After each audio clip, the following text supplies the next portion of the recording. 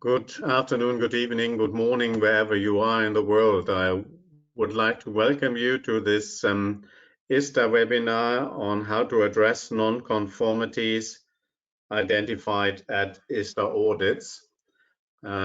These are seems to be very interesting topic. We have a quite big audience who are coming up here, and I can welcome three ladies with me here who are experienced in answering the question which we put out, and they will all present from their area of expertise. First of all, we will have Florina Palada presenting. She's head of the Accreditation and Technical Department at the ISTA Secretariat, and if you like, the big boss of all the auditors going around. Florina will have a general presentation for you, and then we have two auditors. First, Rita Zecchinelli, who was previously heading the lab at CREA and is the auditor for quite a long time as the second person as well. And yeah, you have been a member of the executive committee, and she is also honorary life member of ISTA. She is presenting on the area of a system auditor, and on the area of a technical auditor. Last but not least is Jody Keeling. Jody is a technical auditor, and she's coming from the US, from Oregon State University SEED certification, and she will concentrate in her topic on the technical part. Also, Jody is a very experienced auditor. I welcome you all three, and I would like to hand over, but before I do that, we will have, after all the presentations, a question and answer time.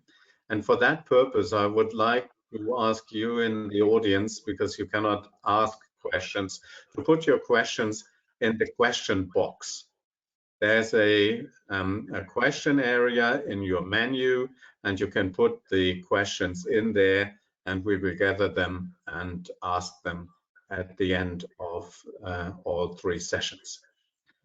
Thank you very much for the moment, and I hand over to you, Florina, to be presenting on the first topic. Yes, I'm waiting just to share my screen. So good morning, good afternoon, everyone, and I'm really happy to be with you to discuss a topic that we saw that it's important, and it was your interest to have it.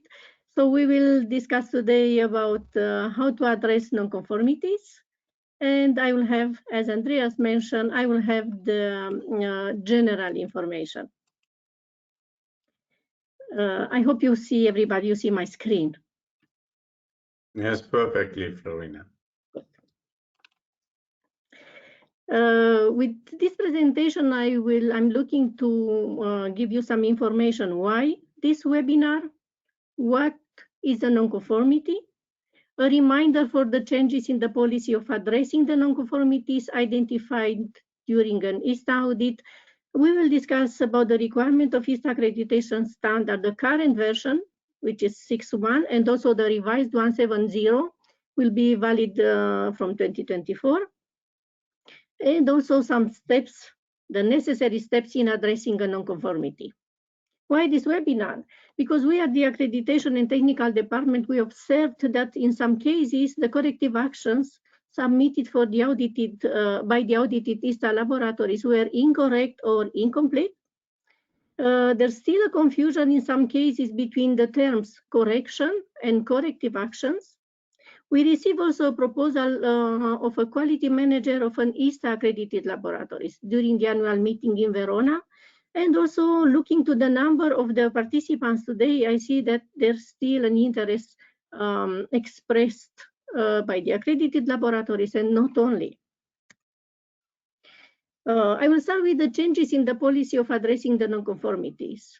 It was a decision of the ISTA Executive Committee from February 16, 2023, And the decision is that the executive committee agreed that the ISTA accreditation and the reaccreditation will be granted only if all substantial nonconformities identified during an ISTA audit are addressed not later than 6 months after the audit date, and also non-substantial nonconformities must be addressed not later than 9 months after the audit date.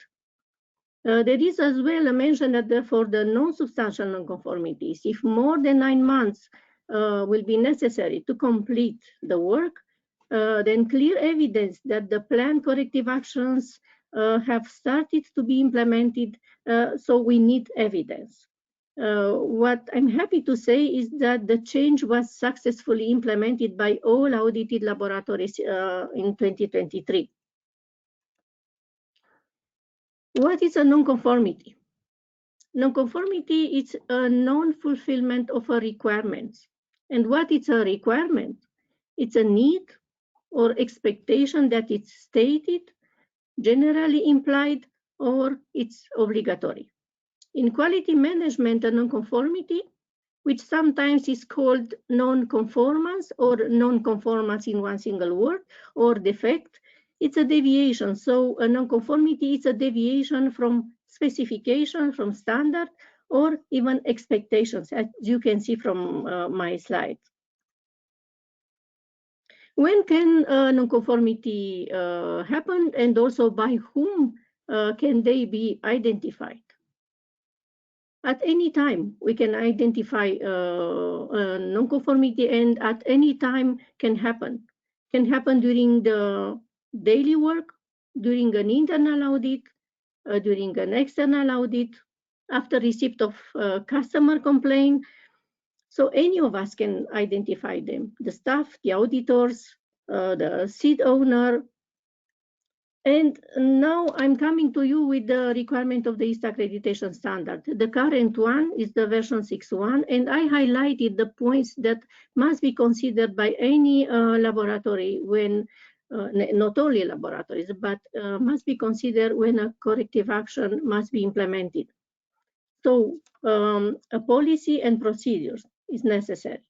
And here we need to have designate appropriate authorities responsible to implement a corrective action. When corrective action must be implemented, when we have a nonconformity, we have to start with an investigation. Why this investigation? Because we have to identify the problem, the root cause of the problem. It's very important as well that when we select the most likely corrective action to eliminate the problem, we have to consider that by implementing, we have to prevent the reoccurrence. It's not sufficient to select and to implement the corrective actions. We have to monitor the results, meaning effectiveness. The same process is also when we have a complaint. The revision of the standard, which will be valid since January 2024, the content is very similar. I highlighted in different colors to see that from now will be accredited member responsible and not only laboratory, because we have as well sampling entities. So when we see accredited member will be about laboratories and sampling entities. The same requirement, we need the policy and procedures and responsible to implement the corrective action. At any time for a corrective action, we have to start with an investigation to identify the root causes and as well to implement the actions most likely to eliminate the problem and as well to prevent the recurrence. Here I highlighted, and also is not valid only for the next revision, is valid even now. Any accredited member must document and implement any required change. So we need a form, we need to keep records.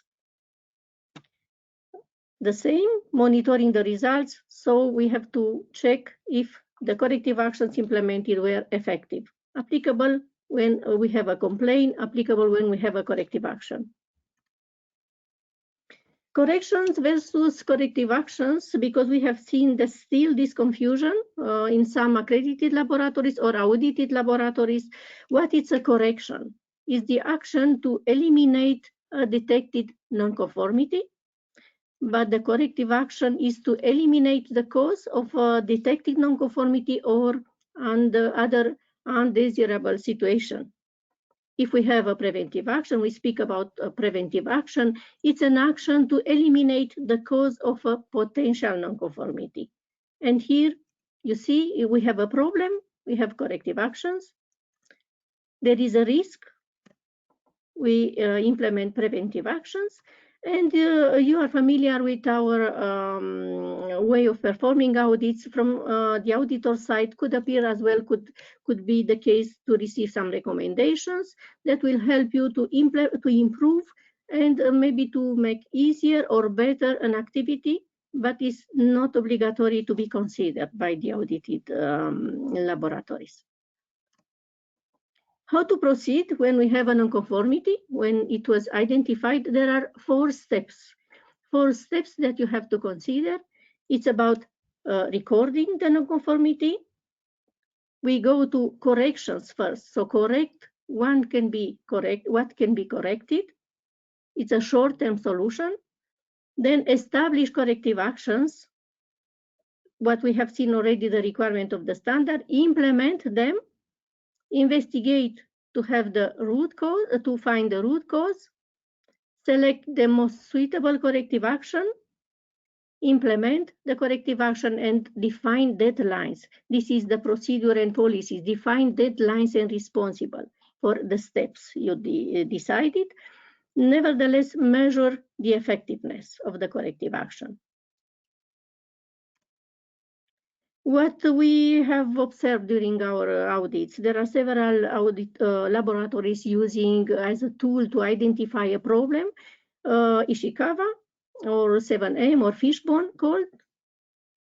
And this shows how causes and effects are linked and help analyze what is going wrong in the system, what is going wrong in the process. So Rita and Jody will come with details how to use this tool. Another tool we have seen as well, another way of identifying a problem in the system is this 5 why method. You have to get to the root of the problem by asking why, not only 5 times, sometimes you have even more than 5 times, but you have to ask why. It's an interrogative technique helping to explore the cause and the effect related to a problem. How to measure the effectiveness of the corrective action, define due dates, when you will do the measurement, define how will be done, perform the evaluation of effectiveness, and judge the results. If the results you obtained, you will see are acceptable, close the nonconformities. There are also cases when the results will not be acceptable, so you have to go back to the root cause analysis. Maybe your root cause was wrong, or maybe was not sufficiently investigated, but you have to go back. Any of us, we need to think about how to establish a good reporting culture. The good reporting culture is also important to start with the teamwork. And I invite all of you to think about how to establish a good reporting culture. So that's all from my side. It was my presentation.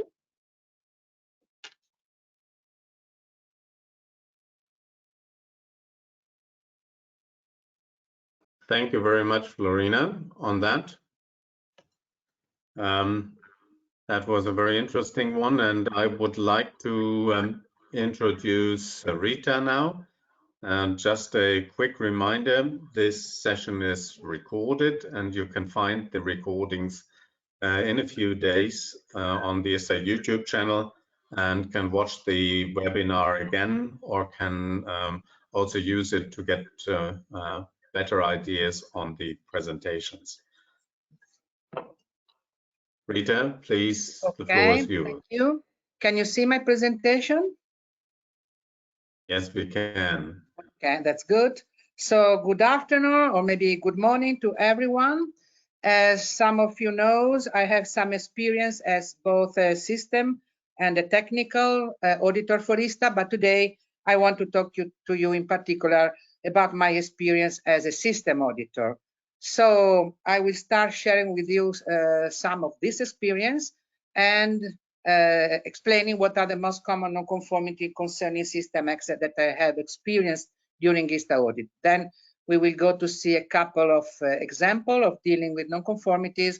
And at the end, I would like to remind what you need to document when reporting corrective action to the ISTA auditors.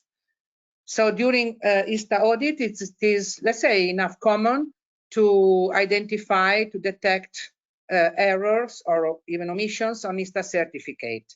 So sometimes there can be some, say somehow serious non-conformities. For example, when there is no correspondence between what it is reported on the certificate and what was recorded on a working card or maybe on a sampling report. Sometimes these non-conformities are less serious, but in general, ISTA auditors rated non-conformities related to ISTA certificate always as substantial. This is because the ISTA certificate is the end product, the outcome, the final outcome of our laboratories, and therefore, if it is not really well completed, that this can affect not only the credibility of the laboratory but also of ISTA itself. Quality documents are always closely watched by the auditors. The laboratory quality system is usually documented in a document called quality manual, and at ISTA the ISTA accreditation standard at the 10.1 present some requirement for this, and sometimes these requirements are not fulfilled. Auditors also look if the laboratory is using controlled document. What does it mean? If we go to the ISTA accreditation standard at 10.2, there is a clear explanation. So each document must be uniquely identified. The authorities issued that this document must be identified. The document must report the date of issuing or revision and the number of pages, unless a mark to signify the end is at the end of the document. Documents must be periodically reviewed, and even if there are no changes in the document, this review must be documented. Moreover, documents must be enough detail, in particular the SOPs, the procedures, and available where they are needed in order to allow the staff to perform their work. In your quality documents, you can also describe, of course, activities aimed at purposes different than ISTA, but this differentiation between ISTA and non-ISTA, let's say activities and procedure, must be made very clear. I want also to remind a motto of quality, which is say what to do and do what to say. And in fact, the auditors also want to confirm that your laboratory is working not only in compliance with the ISTA rules and standards, but also with your own procedure. Documents must be listed in a list, master list, where it is specified the last revision and also the distribution. And this list, or maybe another list, should also include documents of external origin. An important part of the ISTA audit is related to concern ISTA audit, internal audit, corrective action, non-conforming works, and so on. But this we will talk about this a little bit later. Another part of the ISTA audit is addressed to the staff, and so the auditors are looking if training is addressed to all the laboratory staff. If monitoring activities, it means check testing and check sampling, are addressed to all the analysts and all the samplers, and if they cover all the tests, the test methods that are listed in the scope of accreditation. Some non-conformities are also referring to the management review, because in some cases it doesn't cover all the aspects, the topics that are listed in the standard, in particular at 10.9.1. So I would like to present to you one example of a non-conformity identified during an ISTA audit. It concerned proficiency test results. So the auditor stated that the laboratory has received the BMP, below minimum performance, in a proficiency test for moisture content determination in maize. It was the round 21-1. The rating has been received more than 1 year ago. The laboratory has not yet started any follow-up action. No record is available of a root cause analysis. So this non-conformity was rated as substantial because the standard at 10.5.1 has been completely disregarded. I think that many of you will agree that this can be a difficult case because the problem may have originated from a 100% technical issue, or even from a managerial deficiency, or even from a combination of technical and system factors. To investigate the origin of the problem and of course be able to solve it, it is necessary to go for a root cause analysis. Florina, in her presentation, showed some tools that can help us in analyzing the problem. And in my opinion, when technical aspect factors can have interfered with system factor, the fishbone diagram is an appropriate tool. In this case, the laboratory started from the consideration that in the recent year, only very few moisture tests, seed moisture tests were performed. And so it was necessary, they think that it was necessary to investigate possible errors in the methods, possible troubles with the machine, the equipment, or even other technical problems. Human error may also have occurred. Having said that, at the end, the root cause analysis showed and revealed deficiencies in the management, because in fact, nothing was done in order to maintain the competence in this method, that it was rarely performed, but still included in the scope of accreditation.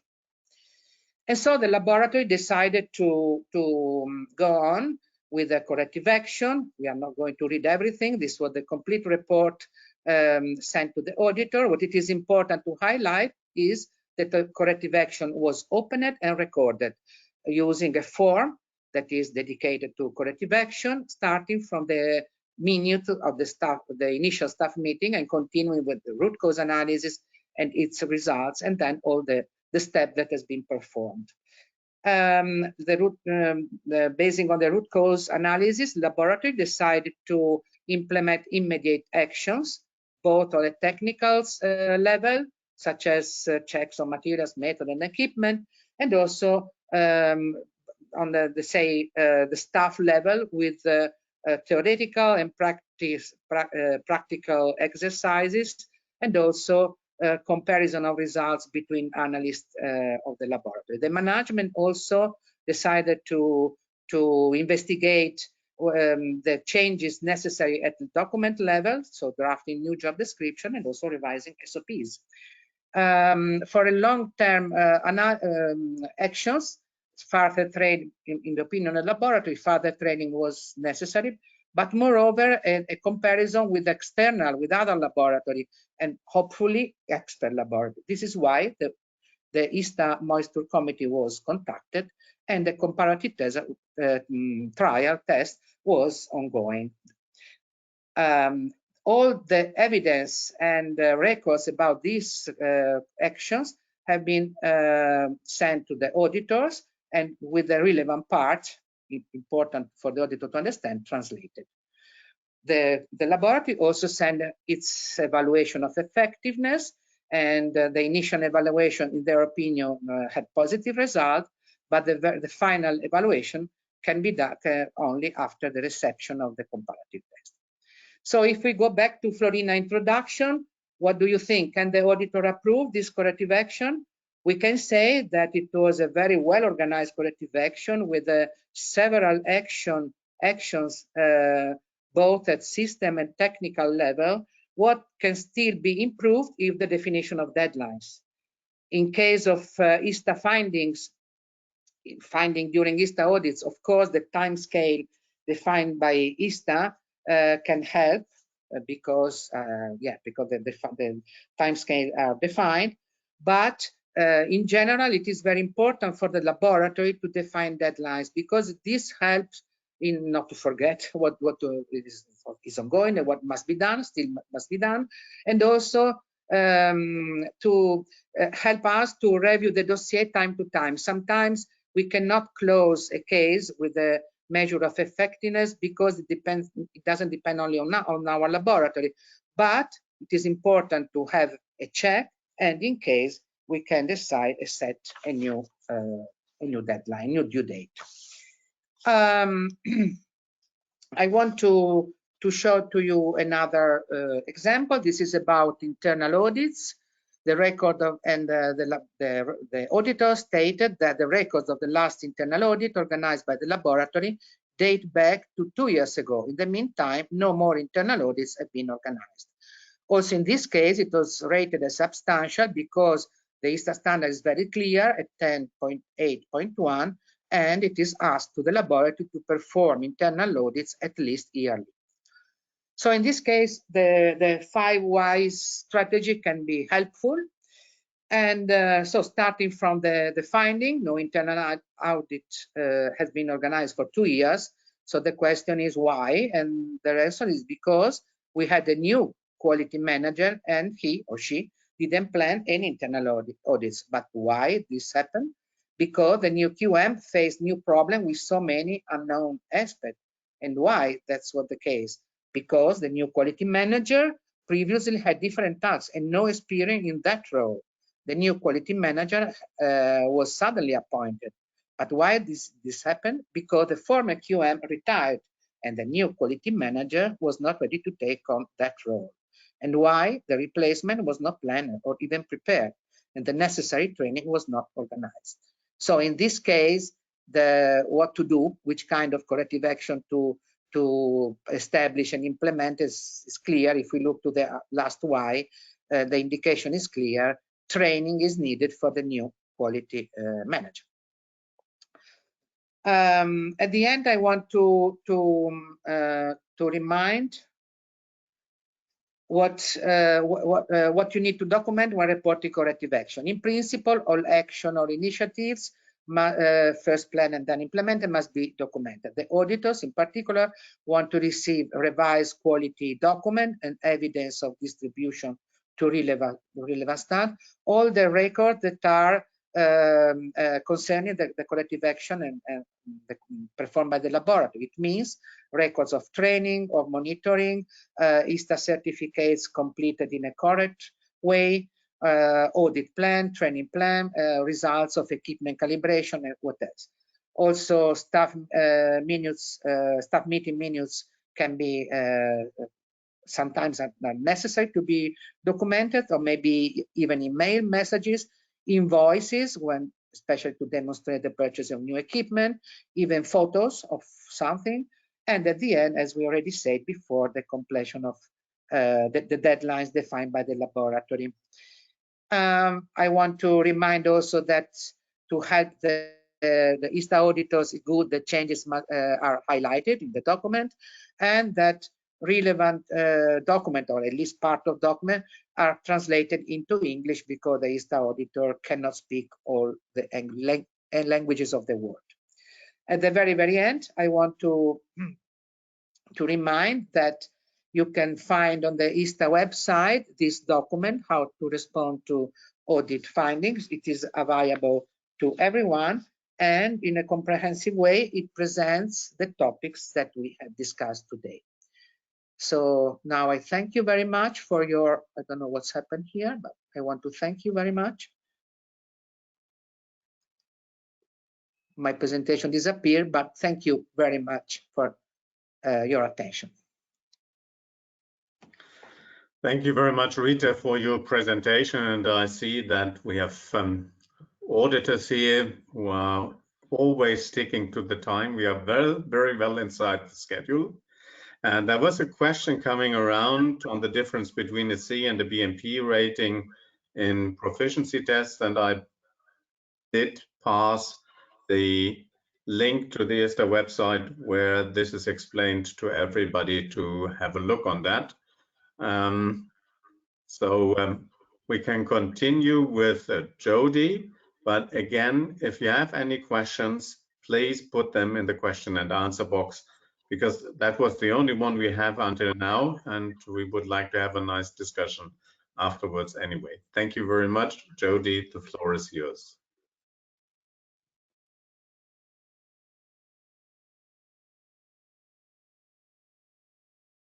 Give me just a second to share the screen. So I'm Jody, and I'll be giving you my perspective as a technical auditor for ISTA. I hope people will find it helpful. I have two examples of responses to technical findings to show you. My first example is one that needs improvement. I always find that easy or helpful for training. The finding is that the laboratory does not check for loss or gain of seeds at the end of the germination test. And the written procedure also did not contain this information. This is actually a quite common technical audit finding in my experience. So you can see on the left that the rating of this audit finding was substantial because it has to do very clearly with the results coming out of the lab. And then there's the description of the finding. And then you can see the references to the accreditation standard and the references to the ISTA rules.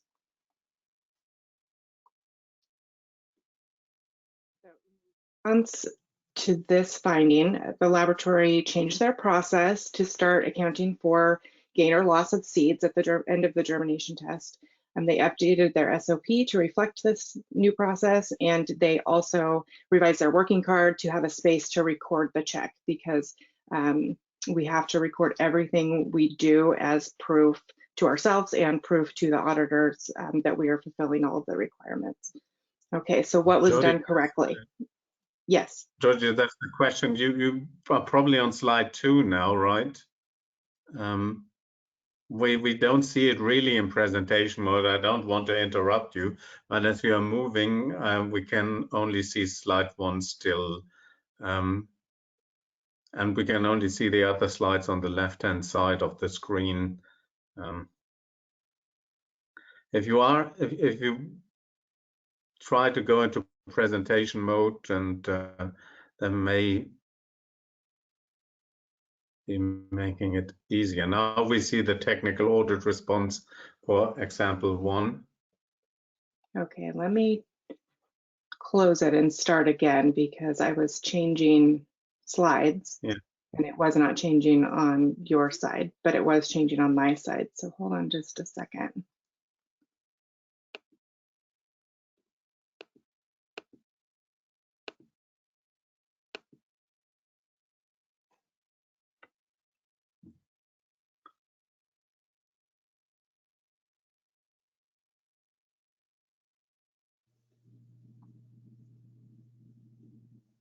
Okay, what do you see now? The first slide?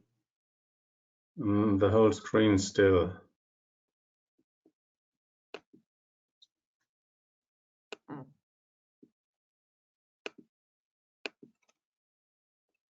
So would it be possible for someone to show this on their screen? Because it looks exactly right on my screen, but it's just not changing on your screen.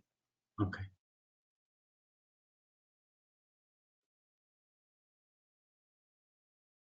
Joanna, can you take over on that?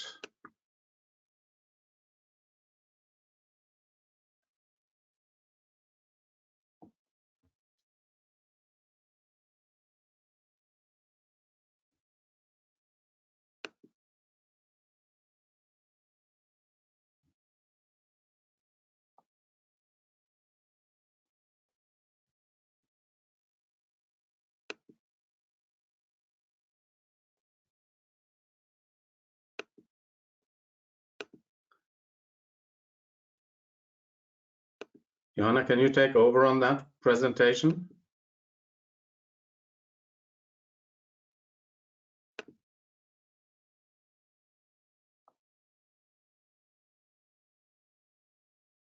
Thank you. Jody, you can see? Perfect. Yes, I can see. So if we could start on this slide now. Okay, so what was done correctly, the laboratory provided the 2 documents that had the relevant sections translated into English. It is not necessary to provide a completely translated document for the audit response. We just need to see the relevant section. And then the laboratory also labeled all of the evidence with the non-conformity number, and this is really important for the auditors to be able to match up what we're seeing so that we can quickly evaluate the audit response and get the feedback back to the laboratory. So what was missing? The root cause analysis was missing, and also an evaluation of the effectiveness of corrective action, and also evidence of staff training. So in my experience, the most common piece of evidence that is missing from audit responses is evidence of staff training.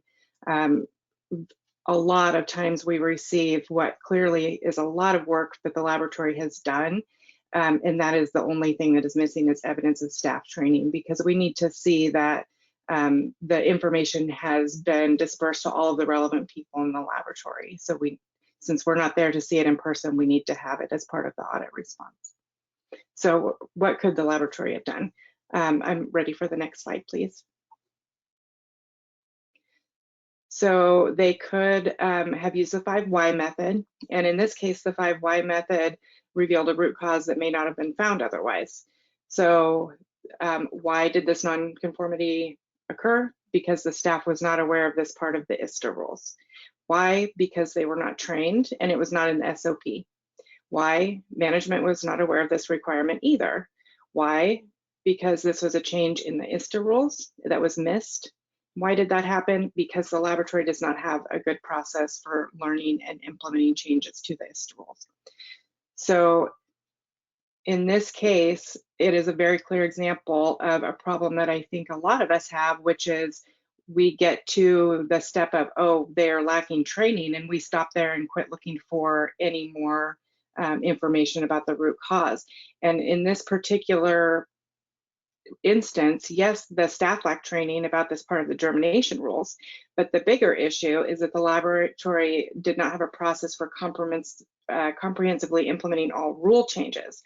So this is a really good example of why it's important to do a very thorough investigation and find the root cause, because by finding and correcting this root cause, they would have been much more likely to prevent a similar reoccurrence.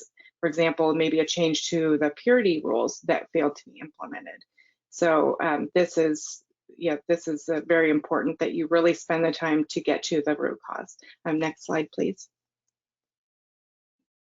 So in this case, the immediate corrections that the lab made, they addressed the germination audit finding, they trained for the germination rule, they changed the SOP, but in order to address the root cause of the nonconformity, they needed to change their process for finding and implementing changes in the ISTA rules. Okay, next slide. An example that I have for you is an example of a very good audit response. The nonconformity involved an incorrect method of sampling and the incorrect use of the sampling dryer. So not only was the sampling done mostly in the middle of the bag, so it was not a good representative sample, but also the milking technique was used. Okay, next slide.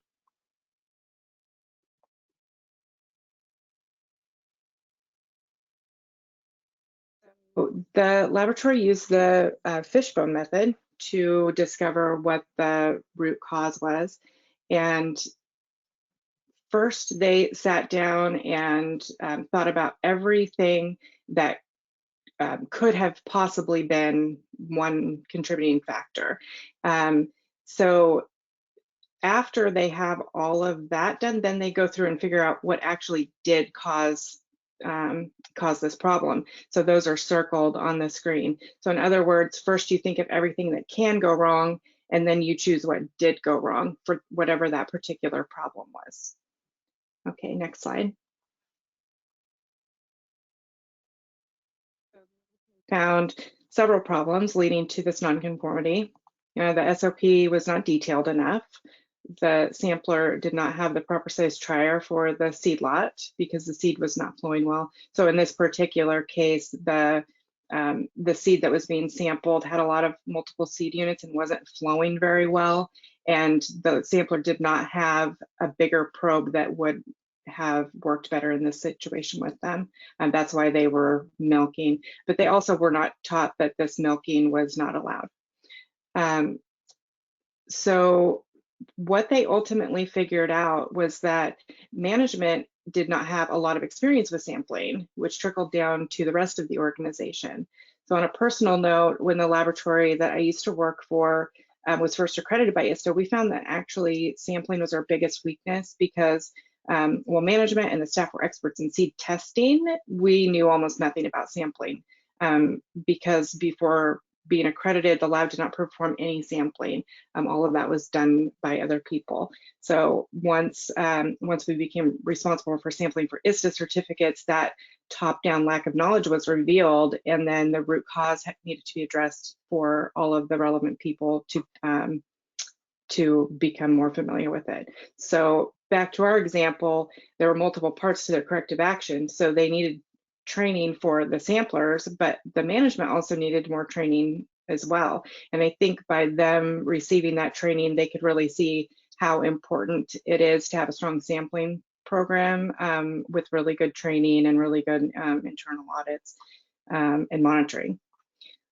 So after this was done, the SOP was revised, everyone received their training, and then they had to evaluate the effectiveness of the corrective actions. So all of the seed samplers demonstrated the sampling and management evaluated them. And then they'll also check again during the next internal audit. And then they'll do continual monitoring of samplers to ensure that these good practices continue. So since the evaluators received more training alongside the samplers, the future internal audits and monitoring activities will actually be a lot more helpful because they'll be able to see any minor deficiencies better. So what was so good about this audit response was that they had a very detailed root cause, and then they also included the evidence, and it was all labeled in such a way that the auditors could match it up to what they were looking at. In this particular case, they also included a video of one of the samplers demonstrating proper sampling technique. And this is certainly not required, but it was very helpful to the auditors. It's so much easier to see someone doing it than to read about them doing it. And in this case, everything was actually given to us all at once. Everything was properly labeled. The excerpts from the SOPs were translated. The changes were highlighted. The staff training proof was included. So we were able to just approve this one right away and move on to the next step. So, all right, that's all I have. Thank you, everyone.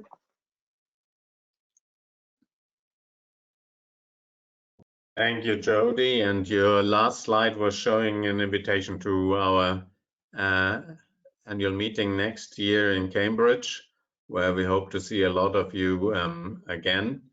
I have only one question actually here, which you may want to answer. And I would like to add on top of that maybe the other one.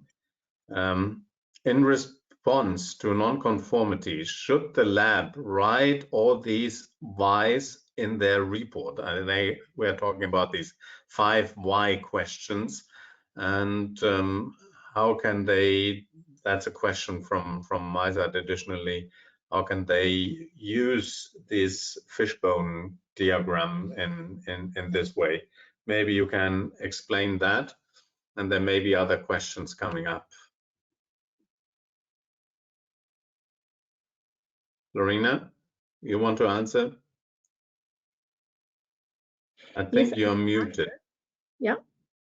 So the first question, if they have to present or to submit to the auditors for evaluation all steps in investigating just to see if I'm right. Yeah. There are cases when we receive from the audited laboratories exactly the investigation as they did it. There are cases when we receive only the answer, this was my root cause, I did the investigation and this was my root cause. This is also accepted if they demonstrate that during the evaluation, the root cause was a correct one and the issue was already solved. There are two ways, depending how they decide to submit. I hope I answered. Do you want to add something, Rita, Jody?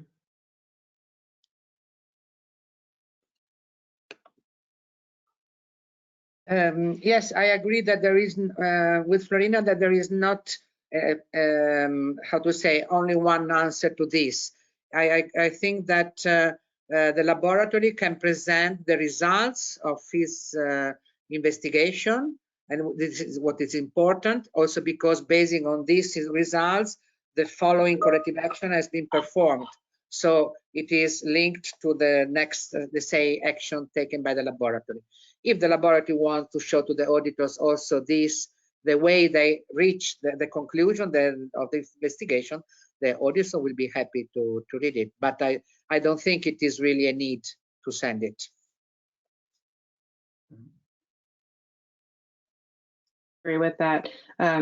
If the laboratory would like some feedback on it, that's great, but it's certainly not required. I got a more, technical question or legal question, I would like to say. It's about the due dates. Can they be adjusted when you see that the planned corrective actions cannot be met or implemented on the initial due dates? If there are justified reasons, if there are justified reasons, they can change the due date, but they have to take care as well to what they have in their procedures. There are in the procedure usually there are due dates to address a non-conformity if it's substantial or major. Sometimes they call it major, or if it's non-substantial, or they call it minor. So the due dates usually are to be respected, because we expect that when you fix a due date, it's one based on already known facts. But of course, there are deviations also from the due dates and are accepted when are justified. Okay, I think this question could also go on the due dates of the audit, which are there as well. I think the 9 months or the 6 months timings.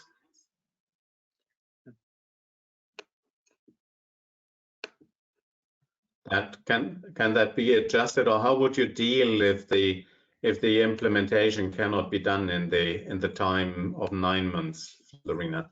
Maybe you explain that one shortly again, how that is dealt with. Yeah. The policy is as already presented, 6 months for the substantial, 9 months for the non-substantial non-conformities.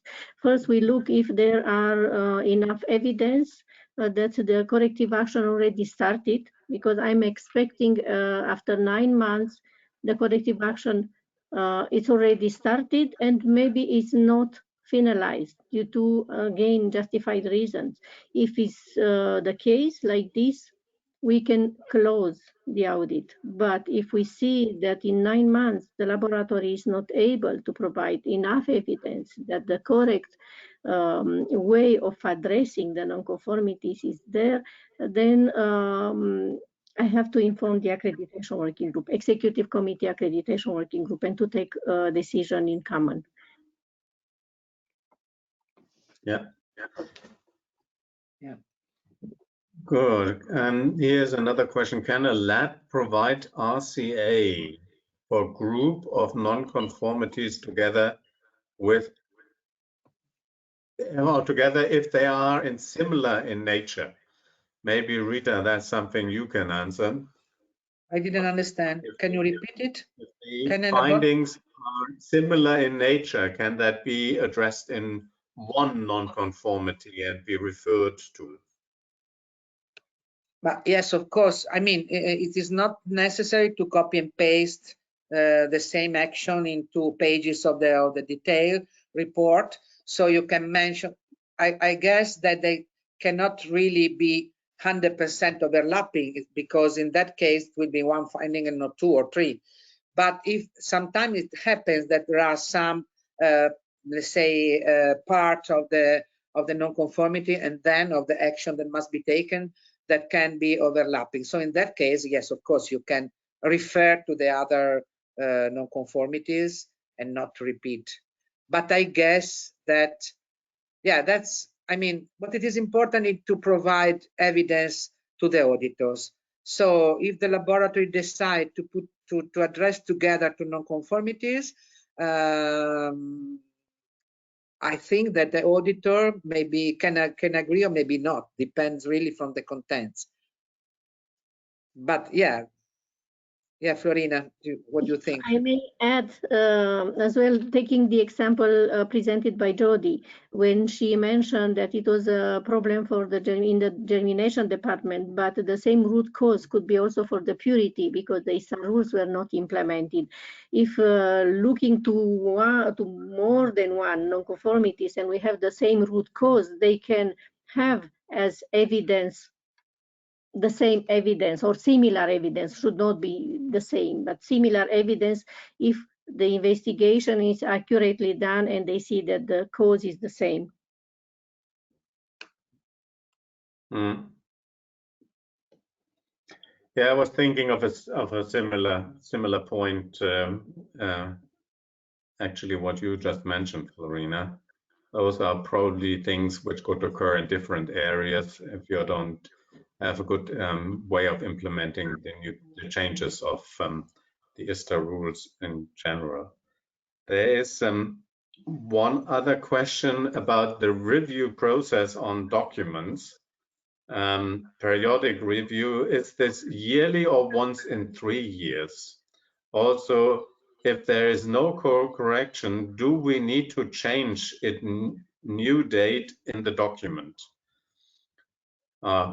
That means if you have a revision every year in your lab and you have no changes, do you have to address that in your document by having a new version?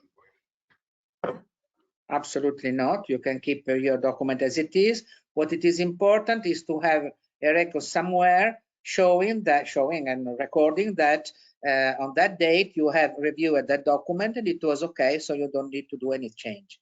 So the document itself can remain as it is, but somewhere you must record that you really reviewed it and the decision was not to change.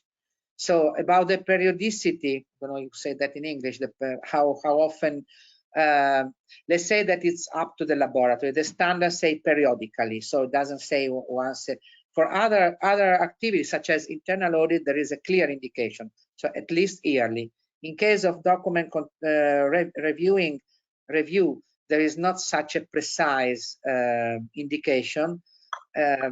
So it's up to the laboratory to decide, and then of course, this can also be different from different documents depending on what it is important to have defined a time frame, a periodicity, and then to implement it. I don't know if Florina wants to add something. Yeah, I can say. It's always a big question in all quality assurance systems, and yeah. Florina, I think I know your answer. I agree with Rita, but take care because the ISTA rules are revised and are available at the beginning of the year, every year. So then take care. In some cases, you have to do a revision even annually. due to the changes in the ISTA rules. At least check if what is changed in the ISTA rules is applicable in your procedures related to your scope of accreditation and also the staff competence. So take care, define the frame, work, define the periodicity, but every year you have to check most of the time. Maybe this one could go to Jody. I'm unfamiliar with the ISTA rules, so I'm sorry if my question is too simple. And the question is, does ISTA only inspect the seed filled in sacks after production by taking samples, or are the rules and controls strict for the samples taking during the production as well? Sure, I understand the question, so I'll give it my best shot, and then if we need to follow up, we can. The rules are very strict that the sampling needs to happen either after the seed is in sealed containers. So when the sampler shows up, the containers have to already be sealed, the bags have to be sewn, or whatever the containers are, or it needs to be taken during as the seed is filling the containers at the end of the seed stream, like in the case of an automatic sampler. That's actually done before the containers are sealed, but the composite sample goes into a sealed locked box of some sort. And then when the sampler comes, they take a submitted sample out of that composite sample, and then they also check that the seed that's in the containers, that those have been sealed. I don't know if that answers the question, or if someone wants to clarify. I think that was a good answer. Thank you, Jody. There's another question coming up, and we may be able to take one or two others if they're coming. What is your advice for laboratories applying for accreditation? Should the scope cover only a few groups of seeds or all crop groups with PTs conducted? I know it's not within the topic, but if someone could say something about it. I can say to that, keep it always simple and concentrate on the basic needs first, and then go for the next steps later. Florina, maybe you can answer that one as well. I can provide the full information, the details, if who is interested will send me an email. First, the precondition is to have good proficiency test results for the crop groups and tests that the candidate will intend to have in the accreditation scope. We have to correlate. There are cases when we receive quite a large application, but when we look to the proficiency test results, we have to reduce the scope, and it's also what we recommend for very beginners. If they will start with a small scope, it will be easier to implement and to understand the requirement of ISTA accreditation. But I'm happy to answer in very detailed, in an email with very much details if I receive an email asking about accreditation. Okay, we have a few other questions here, but you want to start and get accreditation and looking into setting up a lab and a lab manual and quality system, we can also refer to the publication which was just coming out among ISTA and FAO, which you can find for free on the ISTA website, which is giving you a good indication on how to set up a laboratory and a quality system. Maybe, Florina, that's also something we could tell people.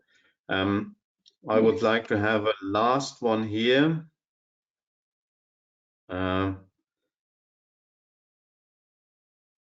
Just a second. That was all right.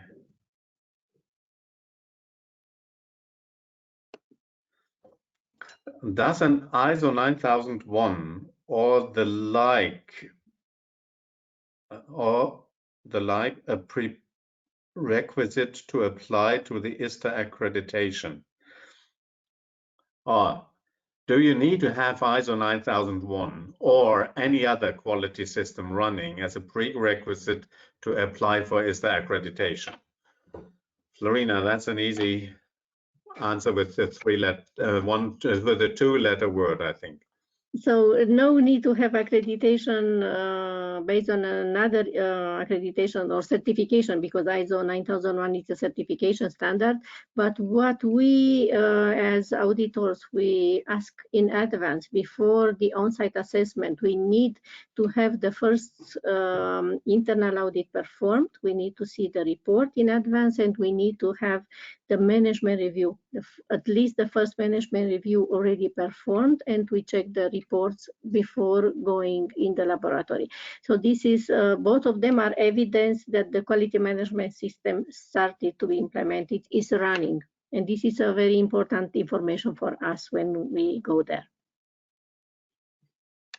Okay, and last not least, to all of you, what are the most common mistakes made by samplers or during sampling?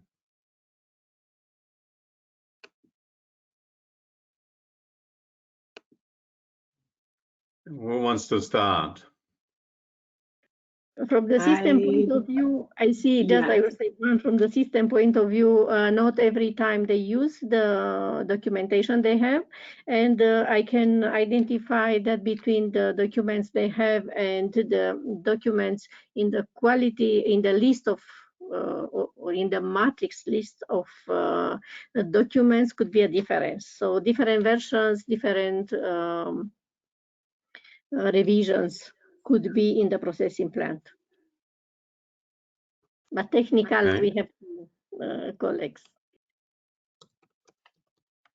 Rita probably has a lot more examples than me because she has a lot more years of experience, but I would say what I see quite a lot of is just general lack of knowledge of lot size requirements and this sort of thing.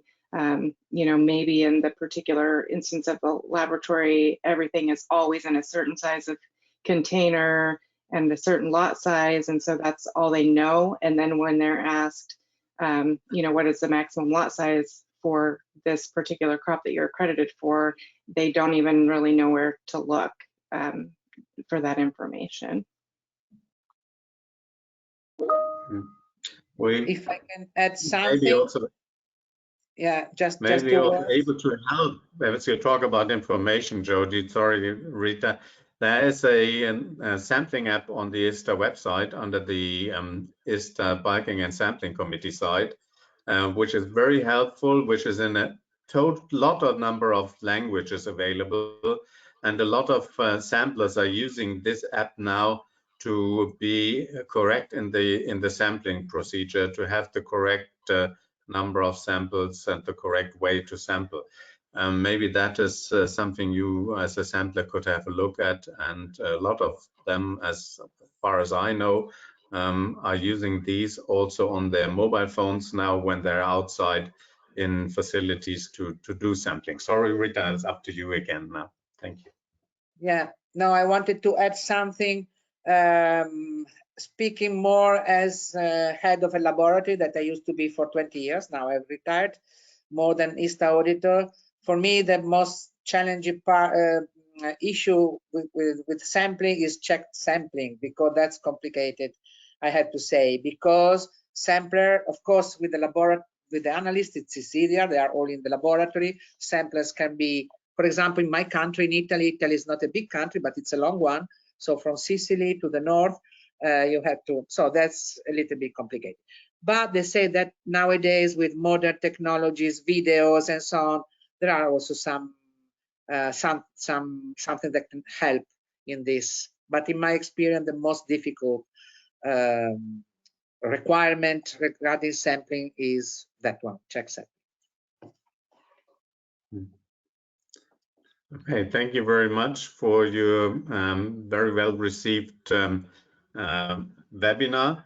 I would like to mention again that it will be available as a recording on the ISTA YouTube channel within a few days. You will get a link also inside the next newsletter next week to be able to retrieve it easily. That is coming back to the point to subscribe to the newsletter, which may be helpful for you as well to get information and news about the association and about the quality systems and accreditation areas. And if you have any questions, as Lorena mentioned, check with the accreditation and technical department. You find the details, also the email details on the ISTA website. In the About, you find the Secretariat and you find our email addresses. Thank you very much, Lorena. Thank you, Rita. Thank you, Jody, for the very, very good, and again, I have to say, because I saw the comments, well-received webinar. These topics seem to be coming up very much, and I can tell you that in the top we had more than 220 people watching this webinar. Thank you very much and have a good day. Thank you. Bye-bye. Bye-bye. Bye-bye. Ciao.